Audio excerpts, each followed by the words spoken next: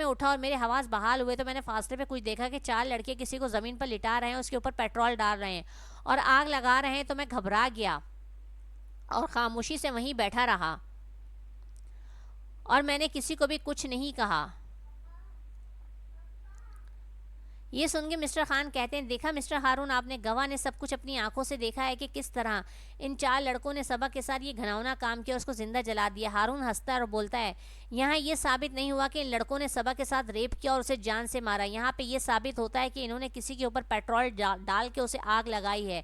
क्या ये साबित हुआ कि जिस टाइम सबा के ऊपर पेट्रोल डाल के आग लगाई गई थी वो जिंदा थी या मर चुकी थी, या उस टाइम उसका रेप हो चुका था? मिस्टर खान कहते हैं, हारून साहब, आप अदालत का वक्त बर्बाद कर रहे हैं। हारून कहते हैं, नहीं, मैं किसी का वक्त बर्बाद नहीं कर रहा, बल्कि अब मैं असल हकीकत को सामने लाना चाहता हूँ जो कि सबसे छुपाई गई है। इसके बाद समी से सवाल करने के लिए हारून आता है और आके समी से सवाल करता है, आपने पूरी अदालत को बताया है कि आपने 4 नौजवान लड़कों ने मिलकर किसी को गाड़ी से उतारा, उसको ज़मीन पर लिटाने के बाद उस पर पेट्रोल छिड़का और आग लगाई। अब मुझे एक सवाल का जवाब चाहिए, वो 4 नौजवान लड़के जब गाड़ी से उतरे तो क्या उनके साथ कोई और भी था? समी कहता है, नहीं, वो सिर्फ 4 ही थे। इसके बाद हारून पूछता है, जब वो दोबारा गाड़ी में बैठे तो कैसे बैठे थे? हारून पूछता है, इन चारों में से गाड़ी कौन चला रहा था? और इनकी तस्वीरें समी के सामने भी रखता है और पूछता है कि बताओ, इन चारों में से गाड़ी कौन चला रहा था? समी बोलता है, मैंने इन चारों में से किसी को भी गाड़ी चलाते हुए तो नहीं देखा, अलबत्ता एक आगे बैठा था और 3 पीछे बैठे थे। हारून कहता है, क्यों? 2 आगे बैठने चाहिए थे और 2 पीछे बैठने चाहिए थे, तो एक आगे और 3 पीछे क्यों बैठे? तो समी बोलता है कि ये बात मैं कैसे बता सकता हूँ? हारून कहता है, मगर ये तो बता सकते हो जो आगे बैठा था वो ड्राइविंग सीट पर था या उसके बराबर वाली सीट पे? समी बोलता है, बिल्कुल बता सकता हूँ, जो आगे बैठा था वो पैसेंजर सीट मतलब ड्राइवर के बराबर वाली सीट पर बैठा था और 3 पीछे बैठे थे। तो हारून कहता है, इसका मतलब ये है ड्राइविंग सीट पे कोई 5वां फर्द भी था जो कि किसी को नज़र नहीं आया। तो अब मैं ये सवाल करता हूँ, वो 5वां इंसान कहाँ है? ये 4 क्यों गुनाहगार ठहराया गया? इन चारों को क्यों सज़ा दी गई? वो 5वां फर्द कहाँ है जो गाड़ी चला रहा था? अदालत में एकदम सन्नाटा छा जाता है। मिस्टर खान कहते हैं कि हारून साहब ने गवाह को परेशान कर दिया है, इसलिए वो भौंकला गया है। मगर गवाह कहते हैं, नहीं, मुझे अच्छी तरह से याद है कि एक बंदा आगे पैसेंजर सीट पर ही बैठा था और 3 पीछे बैठे थे। जज पूछता है, ये बात आपने पुलिस को क्यों नहीं बताई? हारून के पूछने पर ही आप ये बात बता रहे हैं, जिसके जवाब में समी बोलता है, मुझसे ये सवाल किसी ने पूछा ही नहीं कि गाड़ी में कौन किस तरह बैठा था। मुझसे तो बस ये पूछा गया कितने लोग थे और कहाँ बैठे थे और कब बैठे थे और कहाँ गए थे। मुझसे ये नहीं पूछा गया कौन किधर बैठा था, कौन आगे बैठा था, कौन पीछे बैठा था। मुझसे जितना पूछा गया और जितना मेरे ध्यान में आ रहा था इतना मैं बता रहा था। ये तो अभी हारून साहब ने पूछा है तो मुझे याद आया कि वाकई ड्राइविंग सीट पर तो कोई और बैठा हुआ था, बाकी एक पैसेंजर सीट पे गया था और 3 पीछे गए थे। इसके बाद हारून साहब कहते हैं, अब मेरा अगला सवाल ये है कि वो 5वां आदमी कहाँ है? फिर हारून बोलता है, सबसे मज़े की बात जो मैं बताऊं वो ये कि चारों अफराद को मुजरिम ठहरा के गोली मारी गई और उन्हें दुनिया से उठा दिया गया। इन चारों को गाड़ी चलाना नहीं आती थी, इन चारों को कार तो क्या मोटरसाइकिल भी चलाना नहीं आती थी, तो ये 4 तो गाड़ी चला ही नहीं सकते। गाड़ी तो कोई और ही चला रहा था और इन लड़कों को भी कोई और ही कंट्रोल कर रहा था। मिस्टर खान कहते हैं कि मिस्टर हारून केस को भटकाने की कोशिश कर रहे हैं, मगर जज साहब फ़ौरन मिस्टर खान को टोक देते हैं और बोलते हैं कि मिस्टर हारून का पॉइंट बिल्कुल दुरुस्त है और मैं भी ये सवाल करता हूँ कि 5वां फर्द कहाँ है, उसे क्यों नहीं गिरफ्तार किया गया और गवाह से पूरी तरह मालूमात क्यों नहीं ली गई, इंक्वायरी को भटकाया गया है। हारून बोलता है, यही तो मैं इतनी देर से कहना चाह रहा हूँ कि पुलिस ने सिर्फ 4 लड़कों को मार के सच को दफना दिया है और अब 5वां बंदा गायब है, उसके बारे में पुलिस ने कहीं भी जिक्र नहीं किया। कहाँ है वो 5वां इंसान जो गाड़ी चला रहा था और जिसे इस वक्त अदालत में होना चाहिए था या उन लोगों के साथ मर जाना चाहिए था? वो भी तो एक दरिंदा है, वो खुले में क्यों घूम रहा है?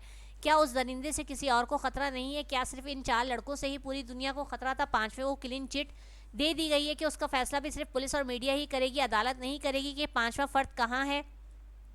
और उसे क्यों नहीं पेश किया गया, और ना ही मीडिया और ना ही पुलिस ने उसका कहीं जिक्र किया। हारून कहता है, अब सच्चाई मैं आप लोगों को बताता हूँ। इसके साथ ही हारून सईद नामी एक शख्स को बुलाता है। वो अदालत में आते हैं, हारून से सवाल करता है, क्या वो सबा को जानते थे? सईद साहब कहते हैं, जी हाँ, वो सबा को जानते थे। और सईद साहब बताते हैं कि सबा की मौत से 1 हफ्ते पहले वो यूनिवर्सिटी में आए थे और वहाँ पे उन्होंने रो रो के प्रोफेसर हमजा को पूछा था कि उनकी बेटी लाइबा ने खुदकुशी क्यों की, क्योंकि सईद साहब तो एक गाँव में रहते हैं, गरीब किसान है। उनकी बेटी लाइबा बहुत मेहनत से PhD डॉक्टर बन रही थी और जल्द ही डिग्री हासिल कर लेती, मगर अचानक सईद साहब को पता चलता है कि उनकी बेटी लाइबा ने खुदकुशी कर ली है। सईद साहब अपनी बेटी की मैयत भी लेने के लिए आते हैं, साथ साथ प्रोफेसर हमजा और दूसरे प्रोफेसर से रो रो के पूछते हैं, कोई तो अल्लाह का वास्ता है मुझे बताओ मेरी बेटी ने ऐसा क्यों किया, मगर कोई भी सईद साहब को तसल्ली बख्श जवाब नहीं देता। सईद साहब सबा से भी मिलते हैं और अपनी बेटी लाइबा के बारे में पूछते हैं, तो सबा खुद इस बात से लाइल्म होती है क्योंकि लाइबा सबा के अंडर में अपनी PhD कंप्लीट नहीं कर रही थी, वो प्रोफेसर हमजा की स्टूडेंट होती है और उनके अंडर में ही अपनी PhD कंप्लीट कर रही होती है। सईद साहब सबा को अपनी बेटी लाइबा की तस्वीर दिखाते हैं तो सबा फौरन पहचान जाती है कि इस लड़की को सबा ने लाइब्रेरी में बैठ के अकेले में रोते हुए देखा था। वो बहुत रो रही थी और उससे कुछ देर पहले ही सबा ने देखा था कि वो प्रोफेसर हमजा के पास अपना काम लेके उनके रूम में गई और वहां से बुरी तरह रोती हुई निकली। जब सबा ने लाइबा से पूछा कि वो क्यों रो रही है तो लाइबा ने रोते हुए सबा को बताया कि वो जब भी प्रोजेक्ट बना के प्रोफेसर हमजा के पास लेके जाती है तो प्रोफेसर हमजा उसके प्रोजेक्ट को रिजेक्ट कर देते हैं और बोलते हैं जब तक मैं इस सीट पर हूँ मैं तुम्हें कभी भी कामयाब नहीं होने दूंगा क्योंकि तुम बहुत ही गरीब खानदान से किसान की बेटी और तुम्हारा इतनी ऊंची पोस्ट पे जाने का कोई हक नहीं है और ये पोस्ट हम जैसे लोगों के लिए और हमारे बच्चों के लिए ही है। और लाइबा को हर दफ़ा बहुत जलील करते हैं। ये सब सुनने के बाद सबा प्रोफेसर हमजा से इस बारे में बात करती है तो प्रोफेसर हमजा सबा को अपने मामला से दूर रहने का बोलते हैं और बोलते हैं कि सबा अपने काम से काम रखे। वो बेहतर जानते हैं कि अपना काम कैसे करना है। क्या वो प्रोफेसर सबा के काम में दखल देते हैं? नहीं ना। तो सबा कभी कोई काम नहीं है कि वो प्रोफेसर हमजा के काम में दखल दे और उनसे सवाल जवाब करे। लेकिन जब सबा को पता चलता है कि लाइबा ने खुदकुशी कर ली है तो वो सईद साहब के साथ हॉस्पिटल जाती है और लाइबा की डेड बॉडी को सईद साहब के साथ वसूल करती है और सईद साहब को उनके गांव की तरफ रवाना करती है। फिर सबा तमाम चीज़ों की तहकीकात शुरू करती है और खामोशी के साथ जाके लाइबा के रूम का जायज़ा लेती है। जब सबा लाइबा का रूम आके देखती तो लाइबा की तकरीबन 3 किताबों में एक जैसा ही नोट लिखा होता है जो कि लाइबा की राइटिंग में ही होता है, जिसमें लाइबा ने साफ साफ लिखा होता है कि मेरी मौत के जिम्मेदार प्रोफेसर हमजा हैं जो कि मुझे गरीब होने की बिना पे पीएचडी डिग्री नहीं दे रहे और मेरे थीसिस को बार बार रिजेक्ट कर देते हैं और मेरी इंसल्ट करते हैं। मैं परेशान हूँ क्योंकि मैं जानती हूँ मेरे वालिदैन के पास इतना पैसा नहीं है, उन्हें मुझसे बहुत उम्मीदें हैं, मगर मैं क्या करूँ। प्रोफेसर हमजा जिनके अंडर में मैं अपना पीएचडी कर रही हूँ वो तो हम गरीबों को कुछ समझते ही नहीं हैं।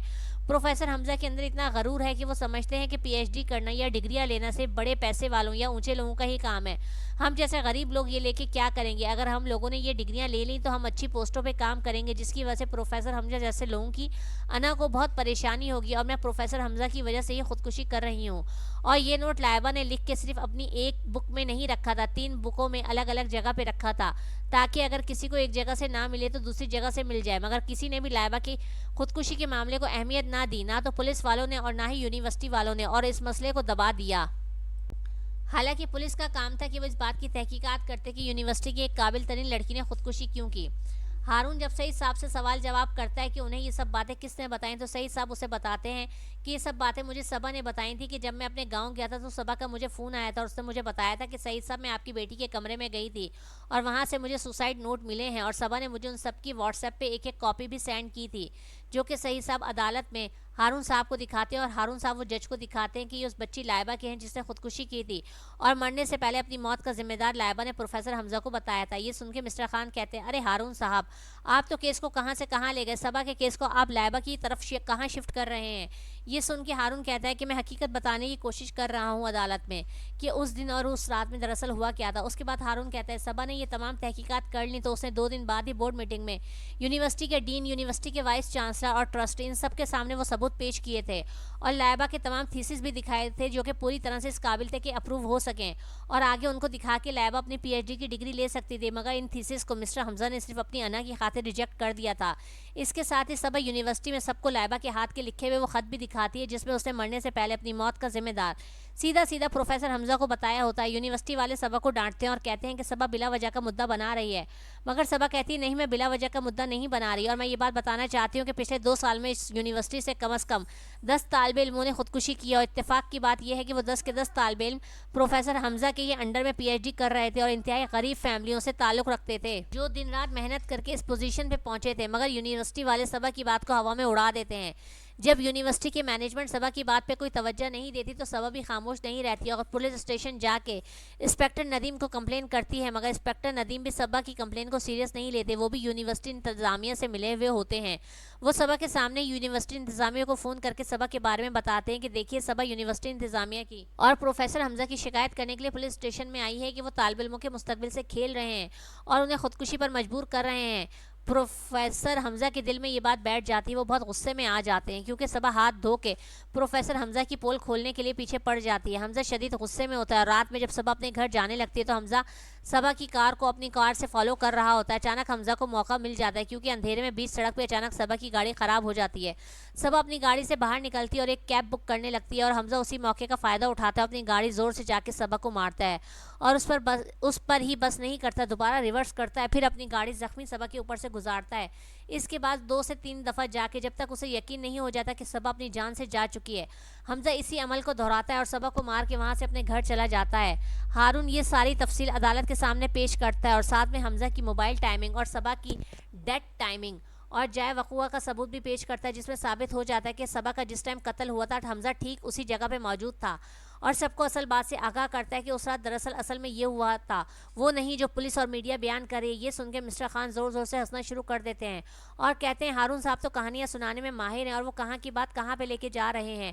मगर हारून कहता है कि नहीं, मैं सबूत के साथ अपनी बात पेश कर रहा हूँ। ये देखिए जज साहब, ये वो वीडियो फुटेज है जहाँ पे सब अपने घर की तरफ रवाना है और ये देखिए ये पीछे प्रोफेसर हमजा अपनी गाड़ी में इसका पीछा कर रहे हैं। फिर ये दूसरी फुटेज देखिए, ये सबा के घर से इतने फासले पे हैं और प्रोफेसर हमजा यहाँ पे भी इनकी गाड़ी का पीछा कर रहे हैं। इसके बाद जहाँ पे सबा का एक्सीडेंट हुआ और जहाँ इस वीडियो के आगे वाले कैमरे में अगर आप सिग्नल पे देखें तो सबा की गाड़ी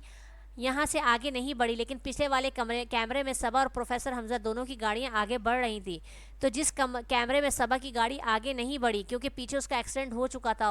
उसी कैमरे में आप गौर करें तो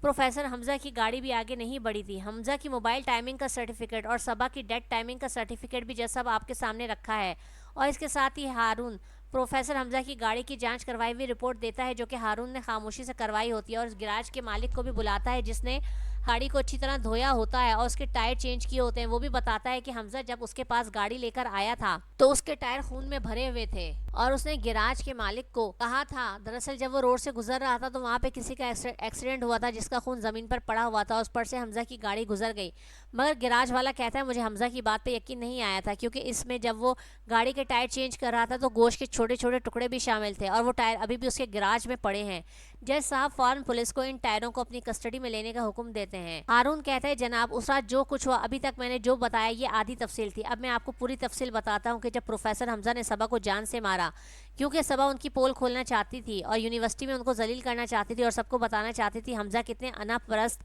और कितने कास्ट कॉन्शियस हैं, तो प्रोफेसर हमजा अपना ये काम अंजाम देके खामोशी से वहाँ से भाग जाते हैं। मगर दूसरी तरफ वो मिनिस्टर साहब का नाम लेता है और बोलता है ये मिनिस्टर साहब अपनी पब्लिक में इमेज के लिए बहुत ही परेशान बैठे हुए थे क्योंकि इलेक्शन होने वाला है और मिनिस्टर साहब को अपनी सीट जाती हुई महसूस हो रही थी और रात के इस टाइम इजलास बुलाया हुआ था तो उसी इजलास में उनको पता चलता है कि रोड पे हिट एंड रन का एक केस हुआ है जिसमें एक लड़की की मौत हुई है। ये सब कुछ सुन के मिनिस्टर साहब तो उसको इतनी अहमियत नहीं देते, मगर मिनिस्टर साहब के साथ मौजूद इस मीटिंग में शरीक पुलिस वाले इस बात को मिनिस्टर साहब को अपने हक में इस्तेमाल करने के लिए कहते हैं और पूरा प्लान बनाते हैं और मिनिस्टर साहब से कहते हैं कि जिस लड़की का इस तरह मर्डर हुआ है उसको अपने गुंडों के जरिए वहाँ से उठवाएं और उठवाने के बाद सुनसान जगह पे जाके जलवा दें और उसके साथ ही मीडिया में न्यूज़ चलवा दें कि इस लड़की का रेप करने के बाद मर्डर हुआ है और फिर आप एक पुलिस पार्टी तश्कील दें और वो पुलिस पार्टी इन गुंडों को पकड़ेगी और उन्हें सज़ा देगी जिससे आपकी इमेज बहुत बेहतर हो जाएगी। मिनिस्टर साहब जैसे ही ये पूरा प्लान सुनते हैं वो बहुत खुश होते हैं और उस पर अमल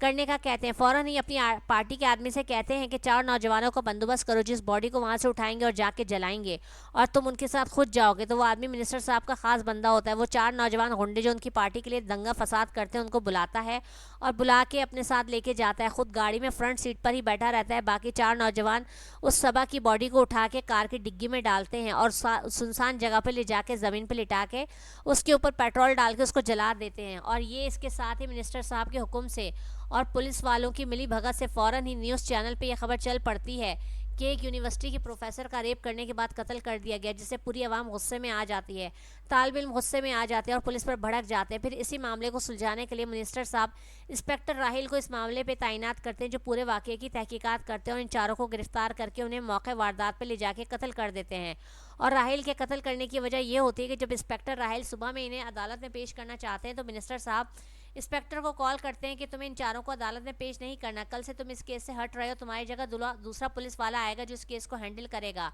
और अब तुम दूसरे थाने में तैनात हो जाओगे। राहिल को बहुत बुरा लगता है कि उसकी सारी मेहनत पर मिनिस्टर साहब ने पानी फेर दिया, तो वो खामोशी से जाके रात में ही इन चारों का इनकाउंटर कर देता है, जिस पे मिनिस्टर साहब को गुस्सा आता है। और अगले ही दिन जब राहिल आईजी साहब के साथ प्रेस कॉन्फ्रेंस में होता है तो मिनिस्टर साहब राहिल के बेटे का एक्सीडेंट करवा देते हैं और ये बात राहिल बहुत अच्छी तरह से जानता है। हारून जब ये सब बातें अदालत में बता रहा होता है तो सब खामोश हैरान होकर ये सारी बातें सुन रहे होते हैं और शौक रह जाते हैं ये सब कुछ क्या कहानी है। इसके साथ ही हारून बोलता है अभी तो मैंने पूरी बात बताई ही नहीं है, क्या आप जानते हैं कि वो पुलिस वाला कौन था जिसने मिनिस्टर साहब को ये मशवरा दिया था कि सबा के हिट एंड रन केस को इस तरह आप रेप केस पे ले जाएं और उसको जलवा दें? वो इंस्पेक्टर राहिल खुद थे जो मिनिस्टर साहब के पालतू हैं और जब तक ये मिनिस्टर साहब की उंगलियों पर नाच रहे थे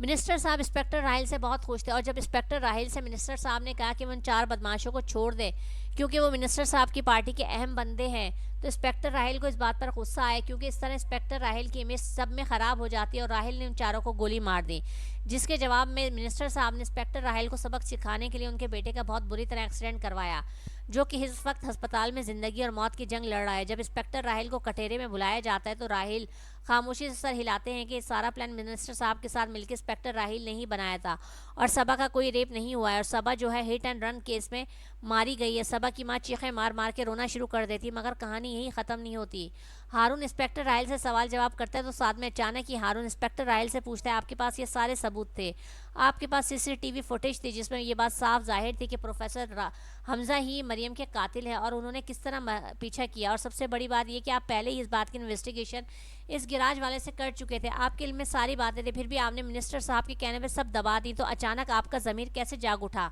क्या आपने 2 दिन पहले ही तमाम के तमाम एविडेंस मुझे दे दिए और बता दिए कि ये सब कुछ मिनिस्टर साहब ने किया है और आप ही के मशवरे से किया है? तो राहिल कहता है, पहले मैं ताकत के नशे में अंधा हो गया था, मगर मैं जान चुका हूँ कि मिनिस्टर किसी का सगा नहीं है।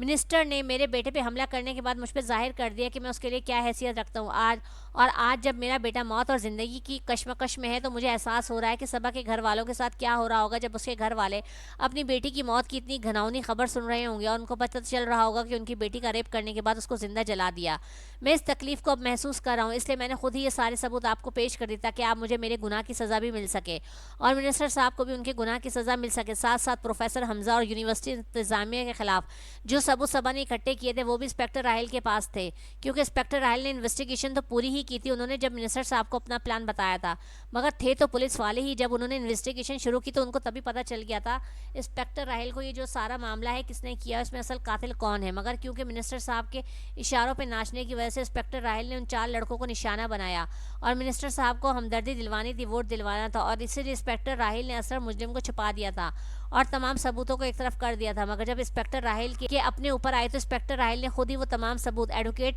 हारून को पहुंचा दिया, और जब एडवोकेट हारून ने अदालत में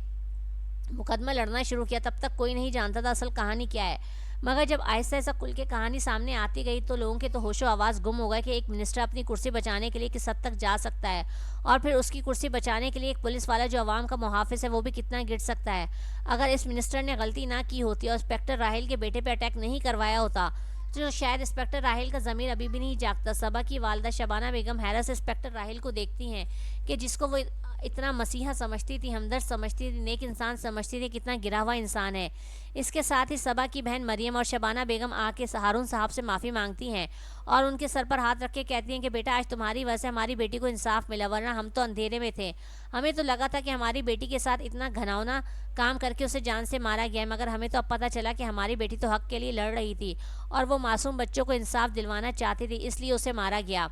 अब मुझे इस बात पे कोई दुख नहीं है कि मेरी बेटी की मौत हुई है, बल्कि मुझे इस बात पे खुशी है कि मेरी बेटी हक के लिए लड़ते हुए अपनी जान से गई है, और मैं तुम्हारी बहुत शुक्रगुजार हूँ कि तुमने मेरी और तमाम लोगों की आंखें खोल दी।